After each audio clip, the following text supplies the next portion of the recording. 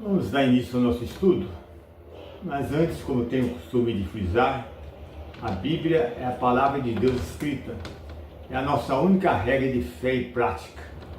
A Bíblia é inspirada, não só os conceitos, as ideias, mas as próprias palavras foram inspiradas pelo Espírito Santo. Inspiração verbal. Cremos também na inspiração plenária de Gênesis e Apocalipse. Os livros foram inspirados pelo Espírito Santo. Cremos na inerrância absoluta da palavra de Deus. Embora a palavra de Deus não tenha sido escrita numa linguagem científica, e nem o propósito dela foi falar sobre geografia, história, ética, enfim, ciência, não há erros nessas áreas, ainda que ela não use palavras científicas. A palavra de Deus também é infalível, não nos conduz ao erro, que é inerrante, inspirada. A palavra também ela é eterna. A palavra de Deus ela tem autoridade absoluta, autoridade objetiva. A palavra de Deus realmente é o fundamento da nossa fé. A palavra de Deus, as narrativas na palavra de Deus não são lendas nem mitos, ao contrário, nem ficção, mas realmente esses fatos aconteceram no tempo e no espaço da história. E a palavra de Deus, cada vez mais, através da arqueologia, há evidências de que realmente os personagens citados, boa parte dos personagens citados, realmente à luz da arqueologia moderna, tem vindo à luz e tem comprovado que os fatos realmente ocorreram em personagens reais, como eu disse, no tempo e no espaço da história. Hoje nós vamos meditar em Lucas capítulo 2, a partir do versículo 1. Lucas capítulo 2, a partir do versículo 1.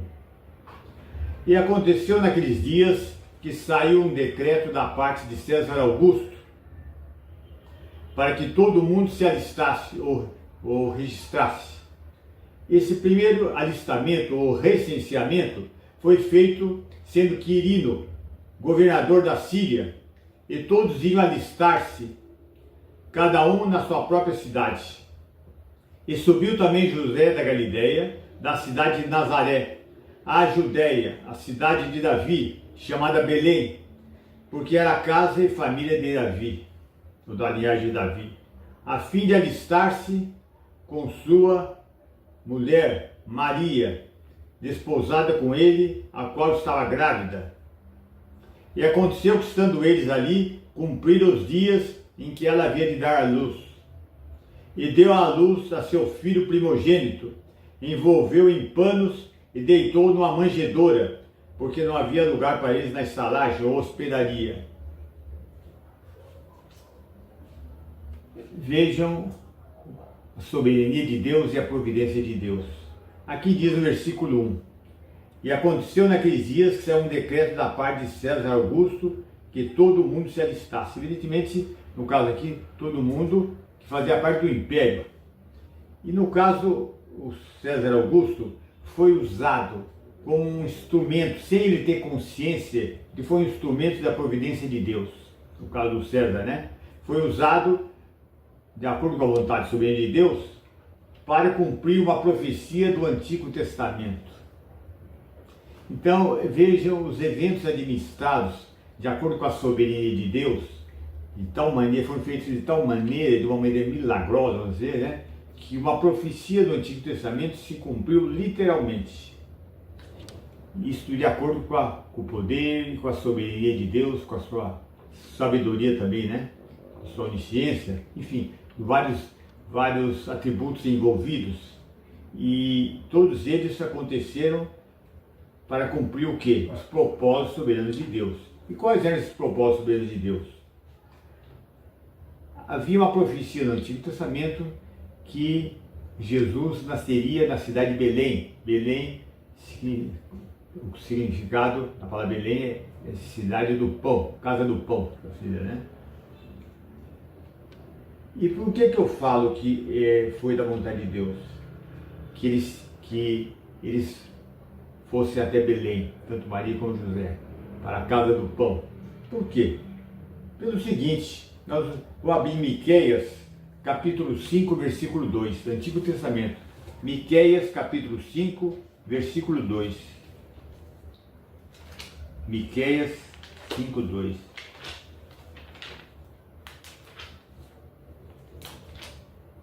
Essa profecia de Miqueias, capítulo 5, versículo 2, aliás, do livro de Miqueias, foi escrito uns 700 anos antes de Cristo. E no capítulo 5 de Miqueias nós vemos, versículo 2: E tu, Belém Efrata, posto que pequena entre os milhares de Judá, de ti me sairá o que governará em Israel. Belém, casa do pão, né? E cujas saídas são desde os tempos antigos, desde os dias da eternidade. Aqui mostra a pré-existência de Cristo, antes da encarnação, a pré-existência de Cristo e a sua eternidade também. Aqui fala desde os dias da eternidade, né? Então, esse livro foi escrito uns 700 anos de Cristo e foi cumprido literalmente. Vamos voltar lá para Lucas, capítulo 2. Então, Deus, em sua providência, de acordo com o seu controle que ele tem de toda a história, que ele é o Senhor da história, né? Ele fez com que César Augusto decretasse, achasse um decreto, né? Que as pessoas deviam se alistar, evidentemente com a finalidade última, né? Para cobrar impostos, né? Então, cada um deveria ir para a sua cidade onde seus ancestrais, que era a origem da sua família, né? E no caso de José e Maria, eles eram os descendentes de Davi. Davi nasceu na cidade de Belém. E eles foram para a cidade do seu ancestral, de seus ancestrais, né? Era costume também deles, na cidade dos ancestrais, das pessoas, terem livros com registros, com os nomes dos ancestrais, né? Então o que aconteceu? Deus, em sua providência, ele fez com que Maria e José fossem obrigados a ir até Belém para o recenseamento, e isso estaria cumprido literalmente a profecia de Miqueias, que dizia que o Senhor Jesus nasceria na cidade de Belém. E uma vez que a pessoa chegasse à cidade, eles deveriam o quê? Colocar o nome da família, sua ocupação ou trabalho e suas propriedades. Veja que realmente a ideia era saber o que a pessoa tinha, né, para cobrar impostos, ou mais impostos ainda, geralmente abusivos, né? Então, versículo 1, naqueles dias saiu um decreto da parte de César Augusto para que todo mundo se alistasse. Versículo 3, e todos iam cada um para a sua própria cidade. Versículo 4, e subiu também José da Galileia, da cidade de Nazaré, à Judeia, a cidade de Davi, chamada Belém, porque era da casa de família de Davi. Tanto ele como Maria eram descendentes de Davi. A viagem levava mais ou menos uns 3 dias, mais de 140 quilômetros. Ela estava grávida, não deve ter sido fácil para ela fazer essa viagem, mas Deus capacitou para que fizesse, né? Viagem longa. Naquela época não tinha as comunidades de hoje, né? Carro, ônibus, o que fosse, né? Avião, nada, né? Versículo 5. A fim de alistar-se com sua mulher, Maria, desposado com ele, a qual estava grávida. Desposada, mas o casamento ainda não havia sido consumado. Eles ainda não tinham tido relações sexuais. A fim de versículo 6. E aconteceu que, estando eles ali, em Belém, se cumpriram os dias em que ela havia de dar à luz. E deu à luz seu filho primogênito, e envolveu em panos e deitou numa manjedoura. E aqui está cumprindo mais uma profecia do Antigo Testamento. Vamos abrir Isaías capítulo 7, versículo 14. Isaías capítulo 7, versículo 14.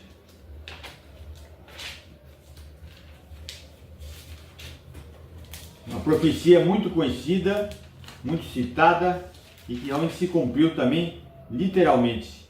Isaías capítulo 7, versículo 14. Isaías escreveu mais ou menos mais de 600 anos antes de Cristo essa profecia. E foi cumprida literalmente. Lembra que eu falei que ela estava desposada com José, mas que o casamento ainda não havia sido consumado, porque eles ainda não tinham tido relações sexuais. Versículo 14 fala: portanto, o mesmo Senhor vos dará um sinal. Eis que a virgem conceberá e dará à luz um filho, e chamará o seu nome Emanuel, Deus conosco. Então essa profecia se cumpriu literalmente. Maria não tinha tido relação sexual ou relações sexuais com José. Cristo não tinha por José como pai, a não ser pai adotivo, né? No caso ali, né? Mas e cumpriu-se literalmente mais uma profecia, além daquela de Miqueias, mais uma, 600 e poucos anos antes de Cristo. Voltemos lá para o nosso texto de capítulo 2 de Lucas, versículo 7. E deu à luz seu filho primogênito, envolveu em panos e deitou numa manjedoura, porque não havia lugar para eles na estalagem. Naturalmente, porque muitas pessoas foram para aquelas cidades para se alistar, por causa do licenciamento, as hospedarias estavam cheias, né? As estalagens cheias, não tinha lugar para eles. Então a entrada do Filho de Deus no mundo, o Deus homem, o Deus manifesto em carne, foi em lugar humilde, não tinha lugar para eles. Então eles a Maria deitou numa manjedoura. O que é manjedoura? É um coxo, uma espécie de coxo onde os animais se alimentavam, um coxo, né? De alimentação para animais. Podia ser, e nesse caso, chama atenção o grande mistério da nossa fé. Por que eu falo grande mistério da fé? Porque aqui fala no versículo 7, e deu à luz seu filho primogênito, envolveu em panos e deitou numa manjedoura. Do ponto de vista humano, da natureza humana de Cristo, nós verificamos de uma maneira frágil, dependente totalmente de Maria, não sabia andar naturalmente, não sabia falar, mas ele era Deus. Após a encarnação, após ele assumir uma natureza humana também, ele reteve todos os seus atributos, ele não abriu mão dos atributos, ele reteve todos os atributos, reteve também a sua essência, a sua natureza de Deus, Deus homem, Deus manifestado em carne. E veja o mistério da fé. Ao mesmo tempo que ele passava a imagem de um bebê frágil, não andava, não sabia falar, ainda não sabia andar, né? Totalmente dependente de Maria, mas como Deus, eis o mistério da fé, mas como Deus, ele que foi o criador de todas as coisas, estava sustentando todo o universo. Mistério, como homem, em sua natureza humana, frágil, como Deus sustentando o universo. Esse é um grande mistério da nossa fé. Que maravilha, né? Vamos abrir em Evangelho de João, capítulo 1, versículo 14. João 1, 14. João, capítulo 1, versículo 14. E o Verbo se fez carne e habitou entre nós, ou tabernaculou entre nós, né? E vimos a sua glória como a glória do unigênito do Pai, cheio de graça e de verdade. O Verbo se fez carne. Que maravilha, né? Agora, 1 Timóteo, capítulo 3, versículo 16. 1 Timóteo 3, 16.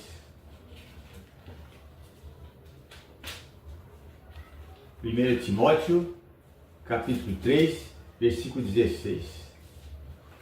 1 Timóteo 3,16, um texto muito importante que fala do Deus homem, Deus manifesto em carne. 1 Timóteo 3,16. E sem dúvida alguma, grande é o mistério da piedade, ou da fé, conforme certas traduções. Deus se manifestou em carne, está vendo? Foi justificado no Espírito, visto dos anjos, pregado aos gentios, crido no mundo, recebido acima na glória. Deus se manifestou em carne. Que maravilha, né? Voltar para o nosso texto lá de Lucas, capítulo 2. Lucas, capítulo 2.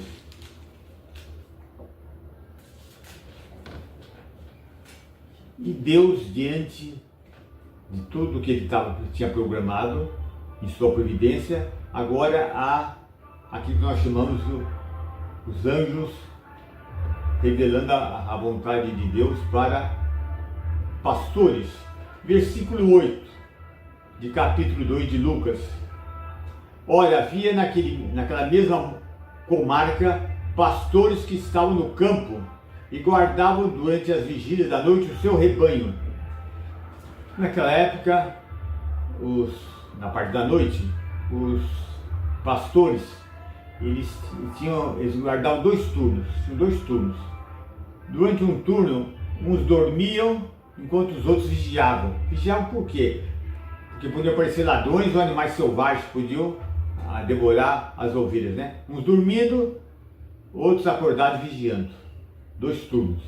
E eles estavam lá vigiando, outros dormindo, né? Olha, havia naquela mesma comarca pastores que estavam no campo e guardavam durante as vigílias da noite o seu rebanho.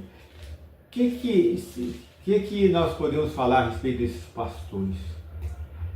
De acordo com os estudiosos, esses pastores eram desprezados, principalmente pelos religiosos da época lá. Eles eram desprezados, eram considerados como ignorantes da palavra de Deus. Raramente eles apareciam nas sinagogas para ouvir algum estudo da palavra de Deus, do Velho Testamento, né? Eram considerados ignorantes, classe inferior. Eles não eram vistos com bons olhos, eles não tinham boa reputação, principalmente da elite lá, dos religiosos da época, né? E outra coisa também, como eles não tinham muito tempo devido ao trabalho deles, muito tempo para chegar até a cidade, eles não participavam de cerimônias de purificação dos pecados, né? Eram considerados como impuros pelos religiosos. Então veja que a situação deles, a reputação não era muito boa. E outra coisa, eles não podiam, eles muitas vezes eram considerados como ladrões ou desonestos. Diante de tudo isso, principalmente pelo fato de serem considerados impuros de uma maneira cerimonial, eles não podiam participar dos tribunais judaicos. Exatamente esses pastores. Tanto é assim que o testemunho deles não era confiável, então não podiam ser testemunhas no caso de um julgamento. Então você veja, a situação deles não era muito boa. Mas quem foram as primeiras pessoas que ficaram sabendo do nascimento do Filho de Deus? Quem? Do Deus manifestado em carne. Quem? Foram os poderosos da época? Não foram os poderosos da época, os grandes da época, nem os estudiosos, os escribas, os fariseus. Não. Para quem foi que os anjos apareceram falando do nascimento de Jesus? Justamente para uma classe social inferior, desprezada e impura, e que realmente alguns caras até como pessoas desonestas. Veja o versículo 25, veja a mão de Deus, né? Como Deus faz as coisas, de acordo com a vontade soberana. Versículo 25. Assim me fez, versículo 25, desculpe. Versículo 8. Ora, naquela mesma comarca, pastores que estavam no campo e guardavam durante as vigílias da noite o seu rebanho. Eis que um anjo do Senhor veio sobre eles, e a glória do Senhor se cercou de resplendor, e tiveram grande temor. O que é a glória, biblicamente falando? Glória é a majestade e o resplendor que acompanham a revelação da presença e do poder de Deus. E aqui fala, eis que um anjo do Senhor veio sobre eles, e a glória do Senhor cercou. Que glória é essa? É a glória do Shekinah, aquela glória que se manifestou no tabernáculo, se manifestou no santuário, no templo feito por Salomão também. Aquela glória que apareceu ali na sarça, quando Moisés foi olhar que estava como uma sarça podia estar pegando fogo e nos consumia. Várias vezes no Antigo Testamento houve essa manifestação da glória do Senhor. Vale até a pena dar uma olhada, se você tiver esquecido. Vamos lá para o livro de Êxodo. Livro de Êxodo. Último capítulo de Êxodo. Que é após Moisés terminar a construção do tabernáculo, o que aconteceu? Nós vemos aqui, interessante, que quando o Moisés terminou o tabernáculo, ele estava cuidando de todos os compartimentos, todas as partes necessárias foram feitas para que ficasse tudo de acordo com a vontade de Deus. E foi exatamente neste tabernáculo que criado na época de Moisés que Deus manifestou o seu poder, manifestou de tal maneira que os sacerdotes, vale a pena depois vocês darem uma olhada, que os sacerdotes não podiam comparecer diante do tabernáculo, porque o tabernáculo, naquele momento, a glória do Senhor, a glória Shekinah, aquele poder extraordinário que mostrava a presença visível de Deus, se manifestou. E não temos tempo para olhar agora, mas eu ia olhar alguns detalhes sobre isso, mas nós verificamos que a glória, como eu falei, glória é a majestade e o resplendor que acompanham a revelação da presença e do poder de Deus. A glória do Shekinah era aquela manifestação, aquele resplendor, aquele brilho, aquele fulgor que era tão forte que o brilho era maior do que o sol ao meio-dia. E essa glória do Shekinah, que eu ia ler agora, mas achei que pode ser um pouco lendo o texto para não completar o estudo, vou terminar para Lucas. A glória do Shekinah era nada mais nada menos do que a manifestação visível da presença de Deus em meio ao seu povo. Essa glória do Shekinah, esse brilho, esse resplendor, era a manifestação visível da presença do Senhor em meio a seu povo. Vamos abrir o de Êxodo, fica mais fácil. Eu ia procurar lá no Deuteronômio, mas dentro da nossa liberdade, né? Aqui no livro de Êxodo, a gente vê de uma maneira melhor o que eu queria falar. Êxodo, último capítulo de Êxodo, veja que interessante.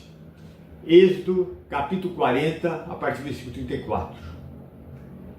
Então a nuvem cobriu a tenda da congregação, que nuvem de glória, glória do Shekinah, aquele brilho, aquele resplendor, aquela manifestação visível da presença de Deus entre o seu povo, de maneira que Moisés não podia entrar na tenda da congregação, por conta a nuvem permanecia sobre ela, e a glória do Senhor enchia o tabernáculo. Veja que maravilha!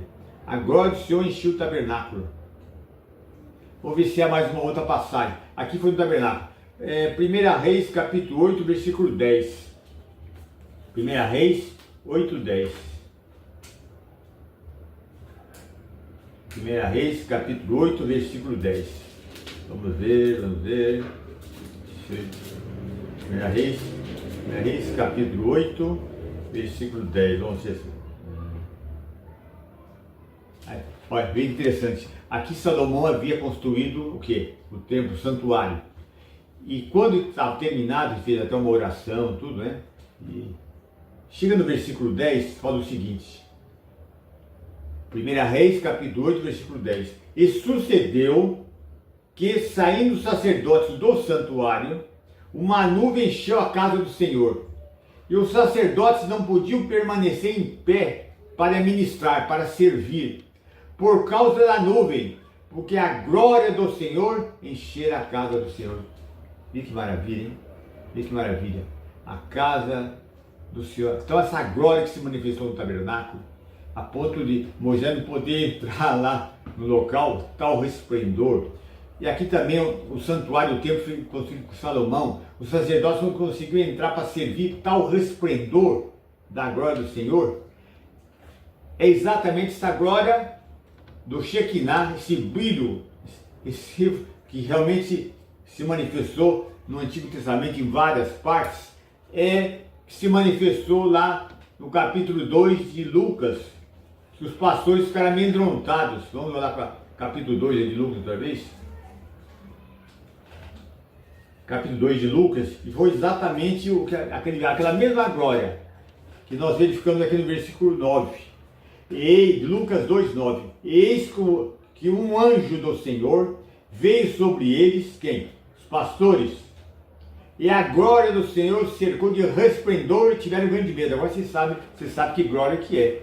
É aquela glória do Shekinah, do brilho, do resplendor que se manifestou no tabernáculo, no templo feito por Salomão, na sarça, quando Moisés foi dar uma olhada, e em outras situações também.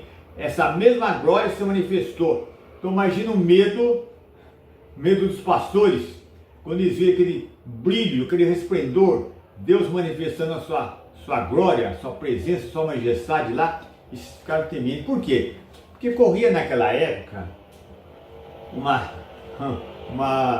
talvez uma superstição ou não, que se alguém visse o próprio Deus em sua glória, ou a manifestação da glória de Deus, ou um anjo, era sinal que a pessoa ia morrer ou de julgamento para ela.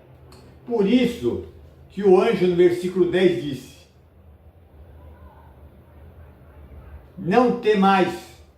Quer dizer, a mensagem aqui, falando para eles, não é de julgamento nem de morte, não. São boas novas. Não temais, porque eis que vos trago que boas novas de grande alegria, será para todo o povo. Vê que interessante, eles estavam achando que seria uma mensagem de morte, de julgamento, e eram boas novas. E não foi, como eu disse, para os grandes poderosos, nem para os sacerdotes, escribas da nação, que houve essa manifestação. Ao contrário. E o anjo disse: não temais,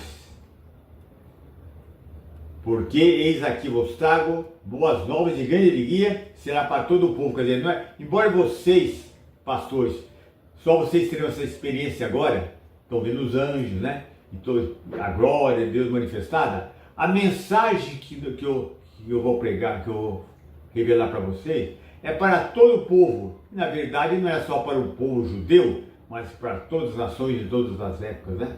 Porque Cristo morreu exatamente por pessoas de todas as nações, de todos os lugares, né?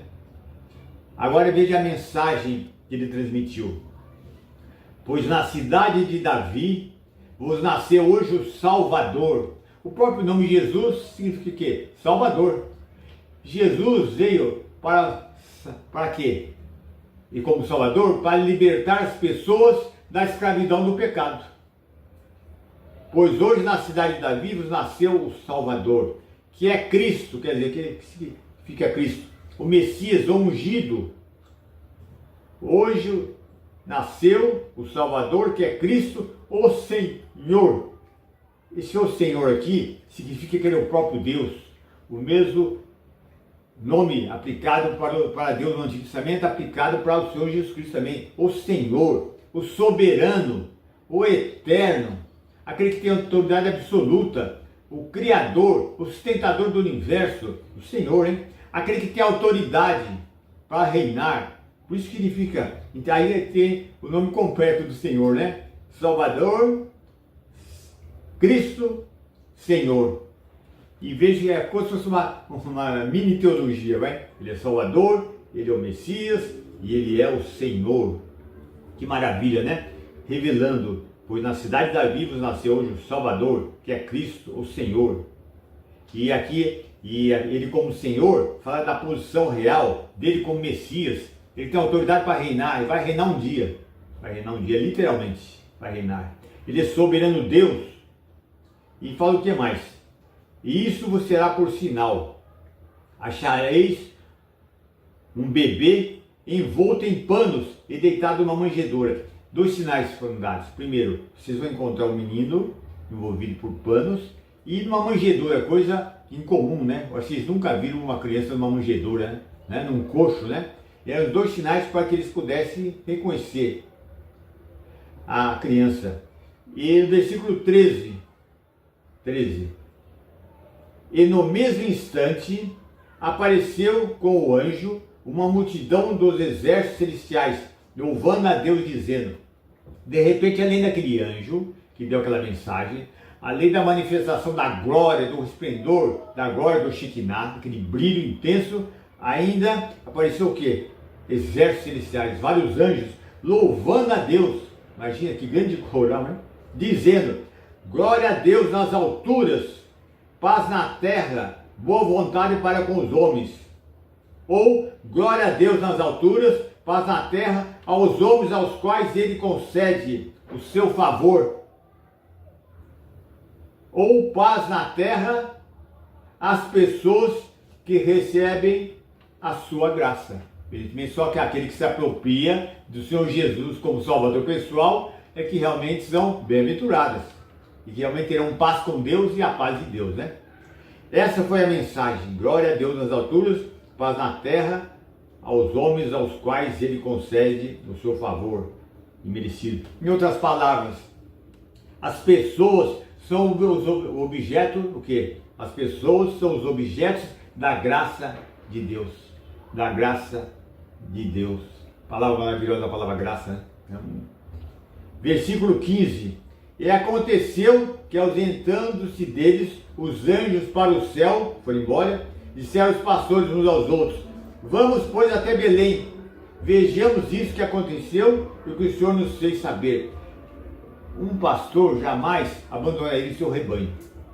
Tanto é assim que enquanto uns dormiam, lembra os 2 turnos? Uns dormiam, os outros ficavam vigiando. Aqui, tanto aqueles que estavam dormindo e acordaram com essa experiência toda, como os que já estavam acordados, deixaram lá os rebanhos e foram até Belém para verem o Salvador que nasceu. Veja que maravilha, hein? Deus preservou o rebanho deles, né, quando eles voltaram naturalmente, né? Uma coisa que chama a atenção aqui, que eles não duvidaram do que viram e ouviram.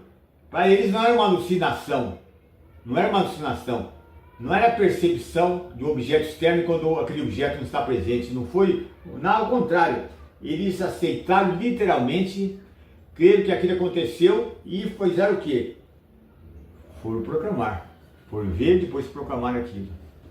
Como eu disse para vocês no início do nosso vídeo, os relatos, as narrativas da palavra de Deus aconteceram no tempo e no espaço da história. Tudo isso que aconteceu aqui que nós estamos falando não é ficção, não é mito, não é lenda, ao contrário. De acordo com a palavra de Deus, isso aconteceu no tempo e no espaço da história. O cristianismo está fundamentado aonde? Na história. A propósito, queria fazer uma coisa interessante, que eu não falei, esqueci. Versículo 1 do capítulo 2 de Lucas. E aconteceu naqueles dias que saiu um decreto da parte de César Augusto. Quem era César Augusto? Era o imperador romano. Versículo 2. Esse primeiro alistamento ou recenseamento foi feito sendo Quirino o governador da Síria. Lucas, que é considerado como historiador exato, um grande historiador, até por aqueles que não creem em Deus, ele fazia questão de mostrar a época que Jesus veio, no tempo, no espaço da história, dando inclusive o contexto da época, histórico da época. O imperador César Augusto, Quirino, governador da Síria, e assim também podemos dizer a visão que os pastores tiveram, realmente tudo aconteceu no tempo, no espaço da história. Não era lenda, nem mito, nem alucinação, nada. Que maravilha, né? Versículo 16. E foram apressadamente achar Maria e José e o menino deitado na manjedoura. Quer dizer, eles foram lá e exatamente como o anjo falou, encontraram o menino lá deitado na manjedoura. Versículo 7. E vendo-o divulgar a palavra que acerca do menino lhes fora dita. E todos os que ouviram se maravilharam do que os pastores diziam. Naturalmente, quando eles chegaram, eles contaram para Maria, para José, se tivesse mais alguém presente, o que eles viram, o que o anjo falou, tudo, né? Eles falaram, né?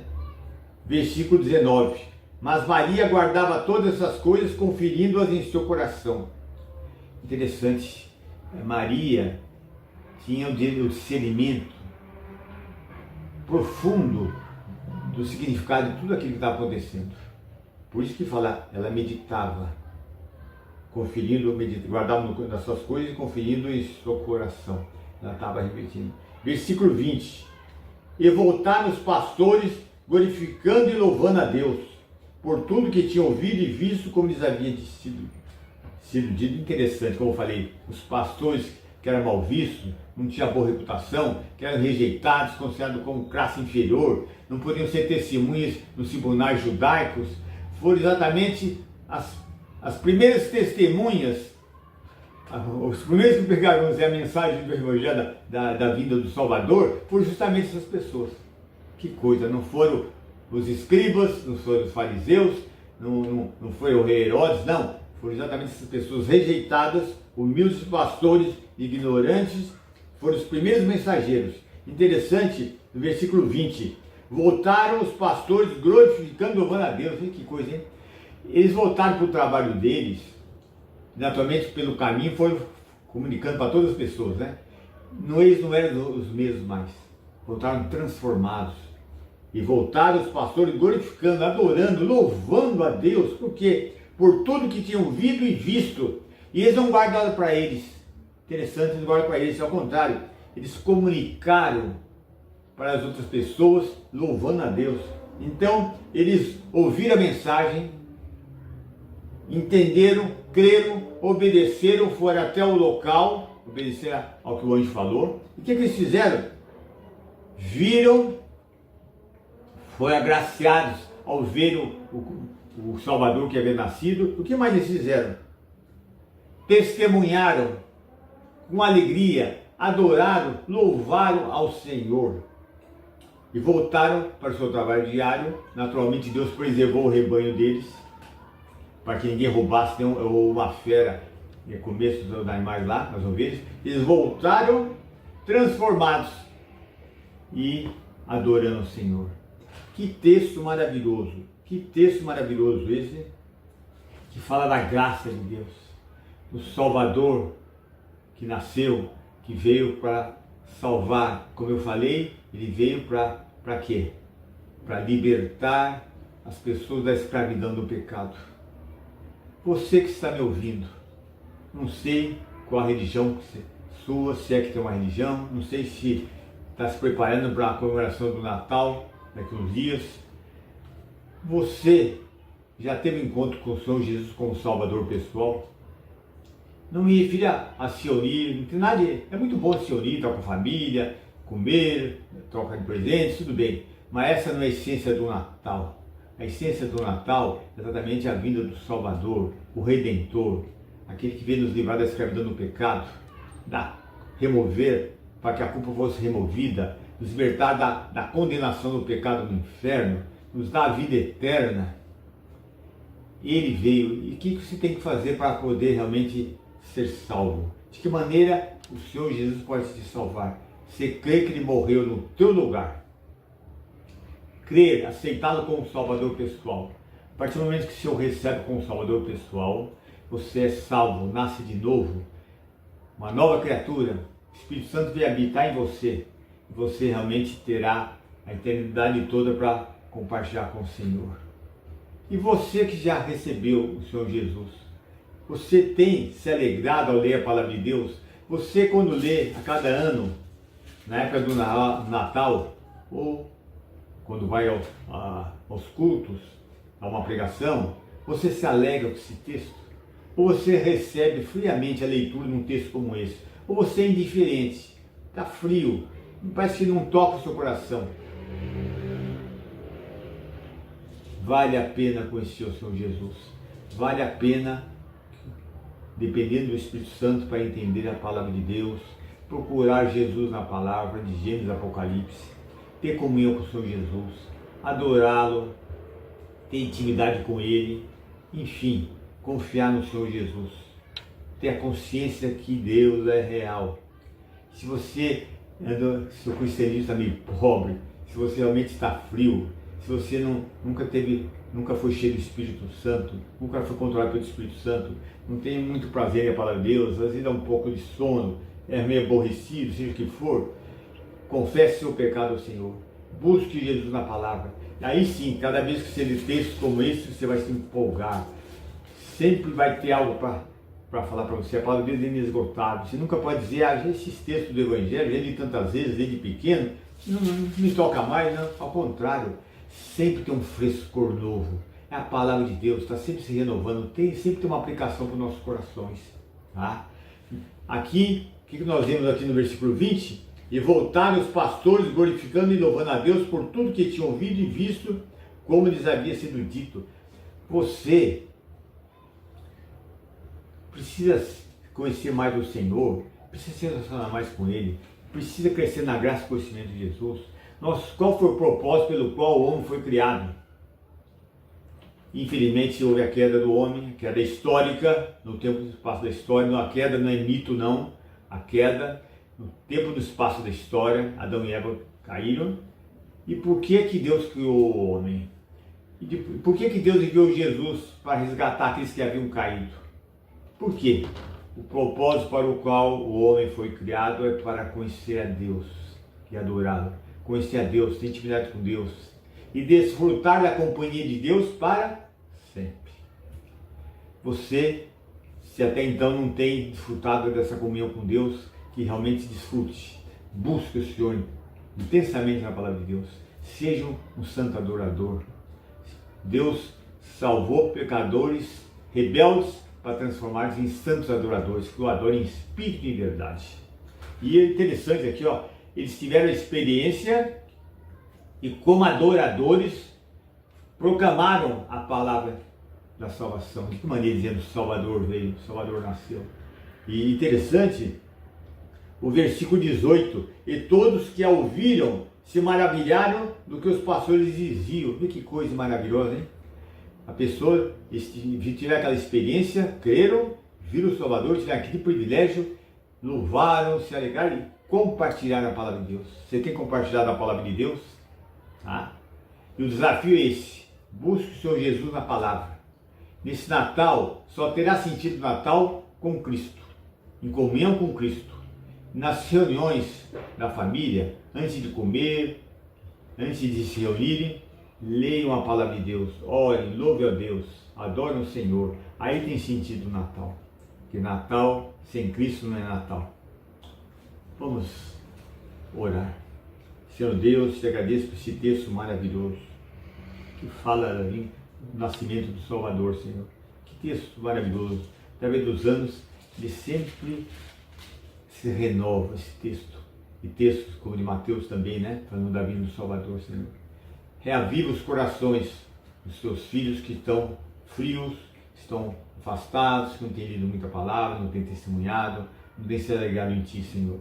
Que haja um reavivamento bíblico, um despertamento bíblico, Senhor.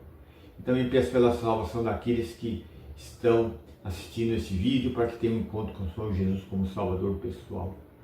Ó Deus, que nós possamos cada vez mais crescer na graça e conhecimento de Jesus, que nesse Natal possamos Te louvar, adorar, e a Teu Filho Jesus, que Tu enviaste para nos salvar.